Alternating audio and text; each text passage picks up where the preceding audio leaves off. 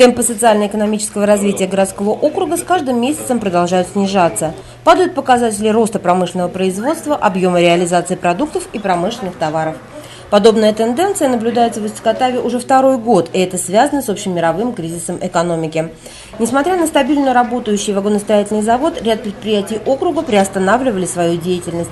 Так, лишь в мае после длительного перерыва возобновил добычу полезных ископаемых Усть-Катавский гранитный карьер. Заметно уменьшился выпуск пищевых продуктов, в частности хлебобулочных изделий. Резко сократился и ввод жилья. Так, за первое полугодие 2010 года в округе сдано в строй всего 157 квадратных метров жилья, что на 90% ниже, чем в прошлом году.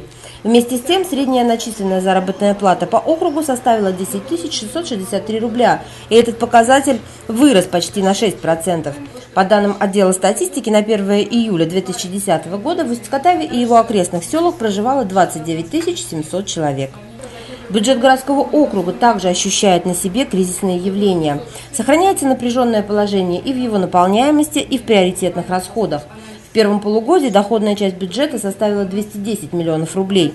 Из них лишь четвертая часть – собственные доходы округа. Они в основном складываются из налоговых поступлений от физических лиц и местных промышленных предприятий. За этот же период расходы округа составили 200 миллионов рублей. Основная их часть, 82%, направлена была на социальные нужды города. Без задержек выплачивалась заработная плата бюджетникам. Вовремя покрывались расходы на нужды образования, культуры и правоохранительную деятельность. Благодаря участию в областных программах городу удалось получить и дополнительные финансовые вливания. Так, средства поступили на асфальтирование дорог, на строительство жилья и ремонт Дворца культуры. Финансовая помощь от партии «Единая Россия» поможет в реализации программы «Чистая вода».